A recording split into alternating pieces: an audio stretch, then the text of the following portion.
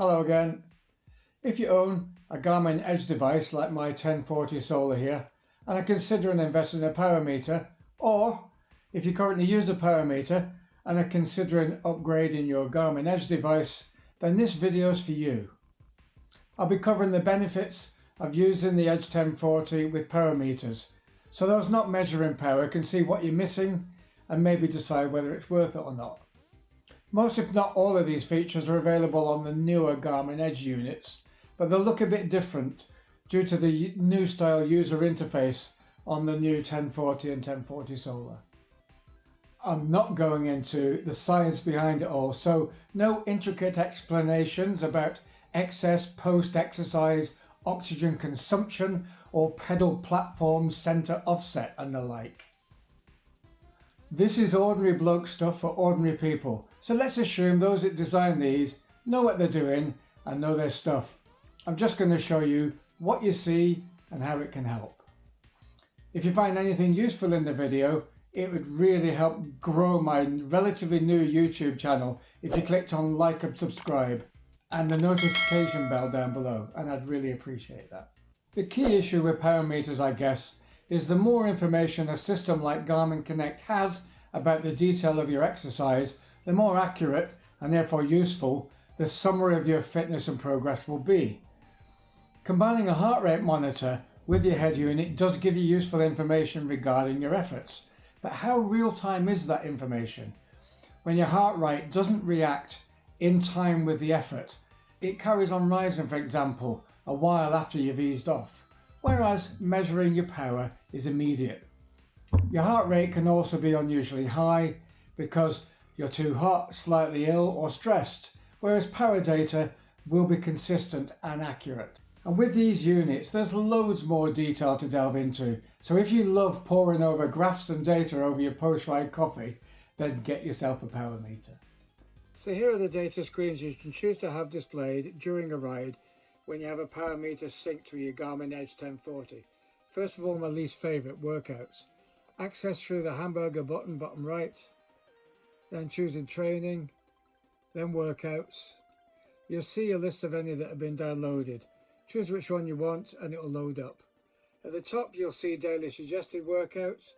As long as you've been riding with power and heart rate monitoring, it will know your current status, fitness level, recent training load and recovery time, and suggest a series of workouts designed to focus on areas that you need to give you a well-rounded training regime. If it's something that interests you, you can have a daily workout as a prompt on your home screen when you switch the unit on without having to go through these menus. This is a screenshot of a workout in progress. Like most data screens, you can alter some of the information in the data fields. For example, here I've altered the bottom two data fields from time and distance to lap time and cadence. You have your target for that particular step of the workout at the top, the 3-second average power in the middle, and the average for that particular step on the right. The small graphic on the left shows your attempts to keep to the target. When the pointer goes below or above the target, the graphic turns red. Swiping up from the bottom of the screen gives you the ability to pause and restart the workout, particularly useful if a cafe stop appears halfway through or you get held up at the leg of traffic lights. At the end of the workout, you get this screen, which for me was good news and bad news. A couple of new records, yes, but a pretty damning measure of my workout execution. This is the reason why I personally only do workouts on the indoor trainer. I find too many distractions when I'm out and about, and it just seems more difficult to keep your power on the targeted mark, which ends up with a poor execution score like this, even though you probably had a great workout, to be honest. To be fair, it involves me looking at the screen and trying to keep the pointer in the green for way too long when I should really be looking at the road ahead. To me, anything useful on my Garmin screen needs to be something I can just glance down at quickly, so I'm not sure how much use I personally will ever get out of this one. Next we have the power guide. You would use this to go for a ride with the intention of completing it at a certain given level of exertion, and it can only be used when following a predefined course, because at the start it needs to know the distance you intend to ride and the elevation profile in order to guide you along the way regarding the amount of power you should be pedaling at any given time. Accessed the same way as workouts, it appears just above the workouts on that list. You're then prompted to choose a course that you've already allocated a power guide to, or choose a new course by pressing the plus sign and either creating a course or use one already saved. So if I choose this one, Ben's Kitchen, it will load up. It then asks me to name it, which is usually just the name of the course, and then you'll be asked various questions regarding your riding position, what kind of weight of bike you're using. You then have this screen where you tell the unit what level effort you intend to put into the ride with this slider, easier to harder. You can see below the slider is a summary of the route, given the estimated completion time and what percentage of FTP the ride would require based on the effort level you selected. Just below the map, it gives you the average and maximum power.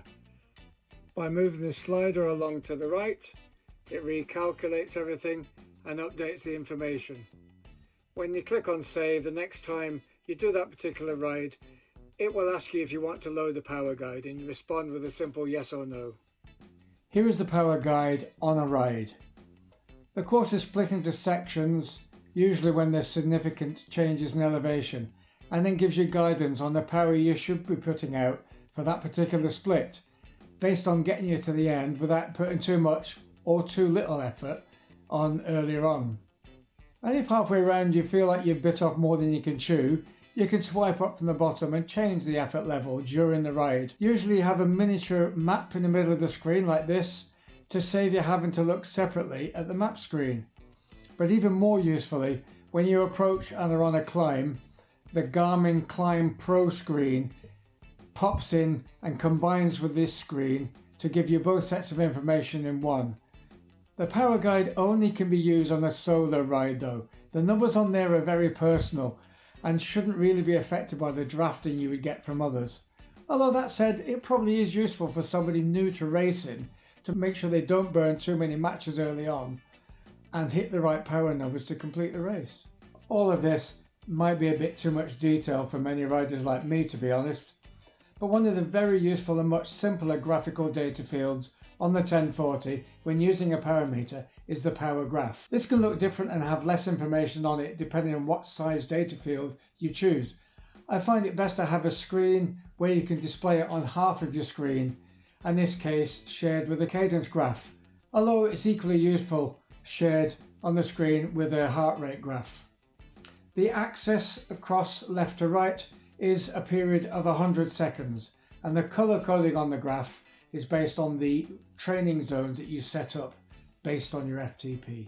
By far my favourite new data screen utilising the power meter is the stamina screen, which combines the power graph I've just talked about with the heart rate graph, and using a calculation of power and your heart's reaction to that effort to give you an estimation of the amount of stamina you have left, and therefore how you need to ride in order to get home without hitting the wall. It doesn't need a predetermined course, this one.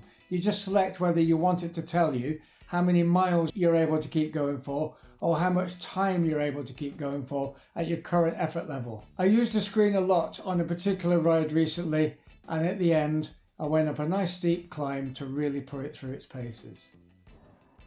You'll see on the stamina screen, because I've had plenty of rest since my last ride, my potential stamina is regarded as almost 100%. So we're just towards the end of this ride now, and I've stopped at the bottom of the Steppy Lane climb, and I've stopped here for a while just to let the heart rate go down, etc. And you can see that the stamina meter, if you like, is now saying I've got another 22 miles in the tank and my potential stamina is up to 49%. I just wanted to show you the effect of putting in a hard effort on that, and then how it looks again after you've put in the hard effort and you've eased off again for a while. So here we go. So as you can see, the system, if you like, is already sensing I'm working harder. The progress bars change from green to red, and the number of miles it's saying I'm capable of is drastically reducing. Bear in mind, this is the number of miles you're capable of at your current effort. So I'm not intending to be doing this for the next 20 miles.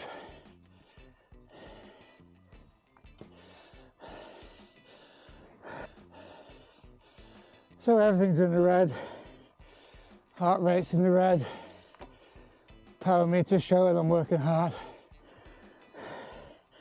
and according to the stamina meter I can only do another mile. So let's see.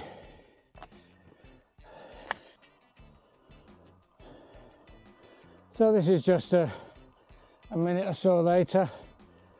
It's progress bars in green and it's approaching 10 miles now for the prediction of what I can do with how much stamina I've got left in the tank. And now you can see easing off after the climb, the progress bar making its way through orange to green, and now I've got 20 miles back in the tank. If I carry on at this rate, you can see that the potential stamina is now down to 47%. So it's recognizing that I burnt some matches, as they say, doing that climb, but I didn't carry on at that rate and everything's recovered appropriately. When I filmed this ride, a video I'll link at the end, it was my longest ride ever, at around 116 miles. Towards the end, the potential stamina figure on this screen hit 0, and it was dead right. The pair of us did the last few miles absolutely wasted, so it was pretty accurate. The effects of a very long day, that we're actually within reach of the end, but we still need to have a little stop. Oh dear. Sore backside, sore feet. This is the cycling dynamic screen, which you can have on display during a ride if you have dual-sided power meters like my Garmin Rally pedals.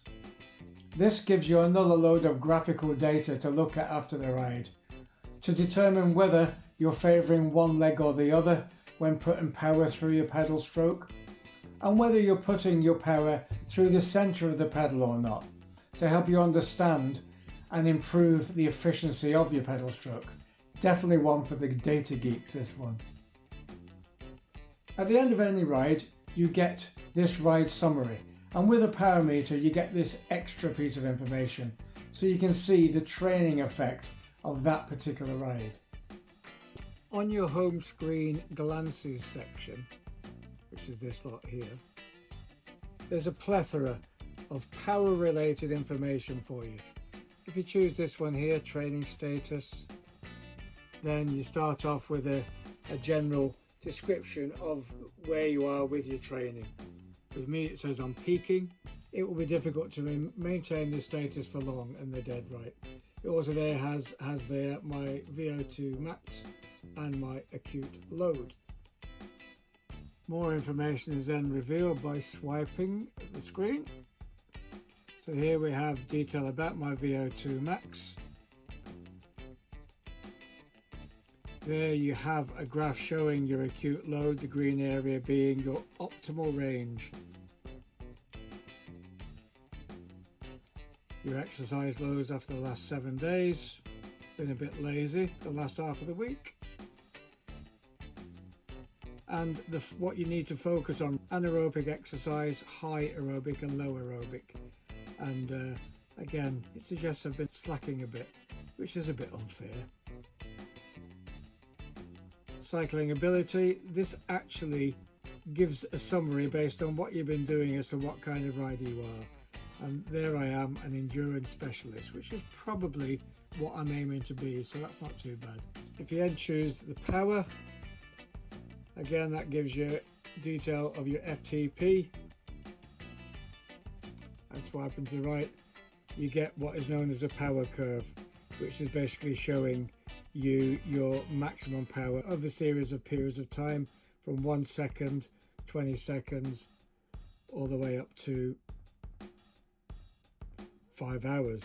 I don't do many rides at 5 hours. And you can choose at the bottom for that same information over 1 month, 3 months or 12 months. So that's a quick look at the information you see when pairing a power meter with the Garmin Edge 1040. A test of the 1040's bold battery life claim is in this video here. The knackering ride where I push the stamina screen to the limit is in this one here. And if you click on this yellow logo, you'll be subscribed to the channel and you'll be able to see all my previous videos along with my future content. So why not get clicking? Happy cycling, and I'll see you soon.